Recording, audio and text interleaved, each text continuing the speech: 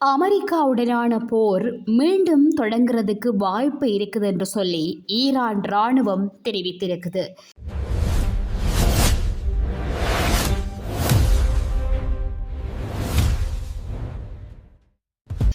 அணுசக்தி விவகாரத்தில் ஈரான் மீது அமெரிக்கா மற்றும் இஸ்ரேல் இணைந்து தாக்குதல் தொடங்கிய போரில் தற்போது தற்காலிக சண்டை நிறுத்தம் அமுலிலே இருக்குதாம். ஆனால் அணுசக்தி தொடர்பாக அமெரிக்கா ஈரானிடையே பேச்சுவார்த்தை நடப்பதில் இழுபறி இருந்து வருகிறதாம்.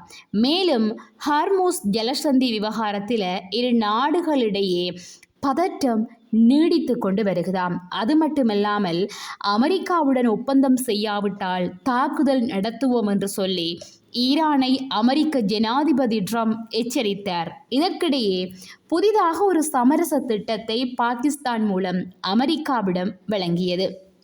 ஆனால் அதை ட்ரம்ப் நிராகரித்து விட்டார். ஈரானின் புதிய சமரசத்தில் எனக்கு திருப்தி இல்லை என்று தெரிவித்தார். இந்த நிலையில ஈரானின் உச்ச தலைவர் மொஜ்தபா ஹமேனி என்ன கூறியிருக்கிறார் என்றால், ஹார்மோஸ் ஜலசந்திக்கான புதிய சட்ட விதிகளை ஈரான் அறிமுகப்படுத்துமாம். இந்த ஜலசந்திக்கான புதிய நிர்வாக நடைமுறைகளும் சட்ட விதிகளும் இப்பிராந்தியத்தில் உள்ள அனைத்து நாடுகளுக்கும் நன்மை அளிக்கும் வகையில் அமைதியையும் முன்னேற்றத்தையும் கொண்டு வருமாம். இதன் பொருளாதார பலன்கள் ஈரானிய தேசத்தின் இதயத்தை மகிழ்ச்சியால் நிரப்புமாம். இதன் மூலம் பாரசீக வளைகுடா பிராந்தியத்தை ஈரான் பாதுகாக்குமாம். இந்த நீர் வழியில விரோத சக்திகளான எதிரிகள் மேற்கொள்ளும் அத்துமீறல்களை ஈரான் முறியடிக்குமாம். அது மட்டுமல்லாது அமெரிக்கா எந்த ஒரு உடன்படிக்கையோ அல்லது ஒப்பந்தத்தையோ மதிப்பதில்லை. ஏதேனும் முட்டாள்தனமான செயலில் ஈடுபட முயன்றால் அதை எதிர்கொள்ள